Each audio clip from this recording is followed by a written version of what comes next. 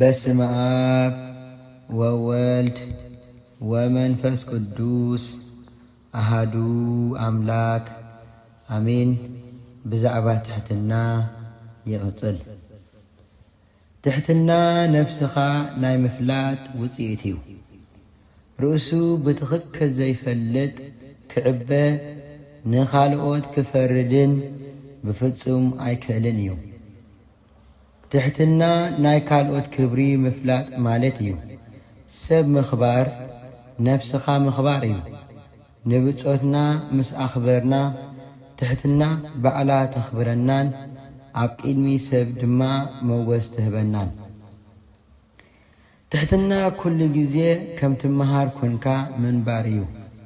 ትሕትና ኣብ ዝጠፍኣሉ ዘመን ኩሉ ሰብ መምህር ይኸውን።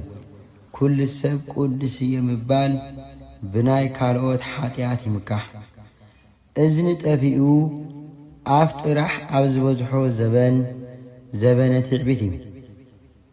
እገለ ክፉእ እዩ ማለት ብዝተዘዋወሪ መጠን ኣነ ጥዑይ እየ ማለት ስለ ዝኾነ ትዕቢት እዩ። ትሕትና ግን ናይ ካልኦት ዓብዪ ድኻም ብምሽፋን እታ ንእሾ ሓይሎም ኣጉሊሑ የርኤካ። ትሕትና ከም ዘይትፈልጥ ኮንካ ካብ ናይ ካልኦት ልምዲ ብዙሕ ክትምሃር ዝገብር ዓብዪ ጥበብ እዩ። ንሱ ብጸጋ ወይ ሰበጥ ስልጣን ትሕት ምባል ትሕትና ኣይኮነን።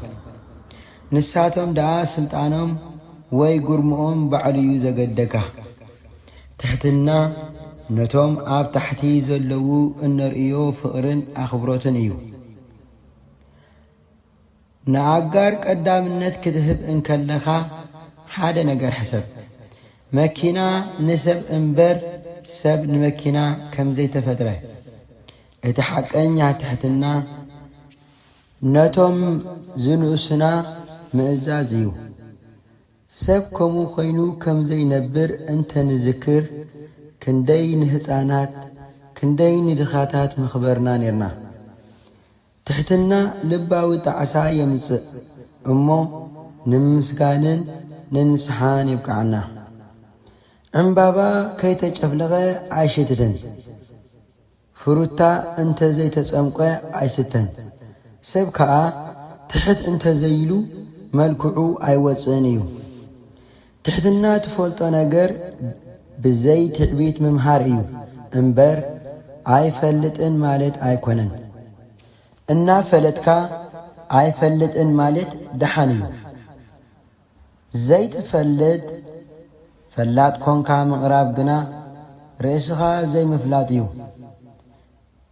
ንፈልጦ ብትግሃት ምትሕልላይ ትሕትና እዩ። ዝተምሃርካ ንኻልኦት ደንቆሮ ኢልካ ክትጸርፍ ዘይኮነ ኣብ ጸልማት ንዘለዉ ብርሃን ንኽትሰብኽ እዩ። ናይ ውሻጠ መብራህቲ ካብ ምዃን ዘገልግል ትሕትና እዩ። ካብ ፈለጥካ ትሕት በል። ፍረ ዘለዎ ገረብ ንታሕቲ ይዘጥጥ፣ ፍረ ዘይብሎም ኣግራብ ግና ትኽ ምስ በሉ እዮም። ናይ ብሓቂ ትፈልጥ እንተኾንካ ዘይትፈልጦ ስለ ዝበዝሓካ ትሑት ክትከውን ኣለካ። ብሓንቲ ጥቕሲ ጫካ ዝኣተዉ ናይ ኣብ ጉዳ ሸፋቱ ግና ትዕቢተኛታት እዮም። ድምፅን ትዃንን ጥርሑ ቤት ይፈትዉ ይበሃል። ትዃን ከም ድሌቱ ይጓዓዝ፣ ጥርሑ ኣዳራሽ እውን ድምፂ የባዝሕ። ድምፂ ምብዛሕ ናይ ጥርሑ ገዛ ምልክት እዩ። ባዶ ሰብ ካብ ቅድም ዝኸፍኡ ናይ 7 ኣጋንንቲ መሕደሪ እዩ። እሞ በጃኻ ባዶ ኣይትኹን። ትሕትና ናይ ልቢ እዩ። ናይ ልቢ ዘይኮነ ትሕትና ናይ ክሳድ እዩ። ናይ ብርኪ ድንን ምባል ጥራይ እዩ። ብልቦም እናነዓቑ ብኡፍ ዘኽብሩ ንባዕሎም ትሕትና ምስኣን እዩ። ካልእ ይትረፍ እታ ዓባይ መንግሥተ ሰማያት ሥላሴ እናሰበካ ትሑት ክትከውን ይግባእካ።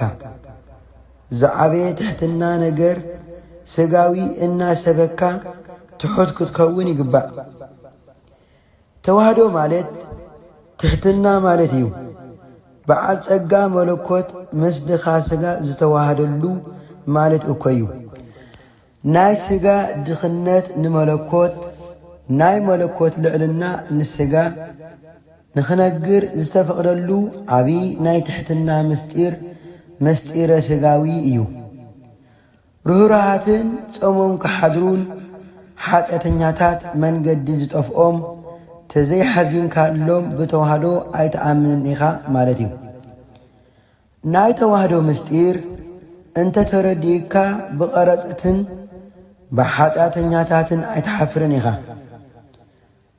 ንዝወደቐ ከተተንስእ ትሕት በል ናብ ሕክምና ክትበጽሕ ኣድግኻ ገዲፍካ ከም ትለዋሕ ሳምራዊ ብእግርኻ ተጓዓዝ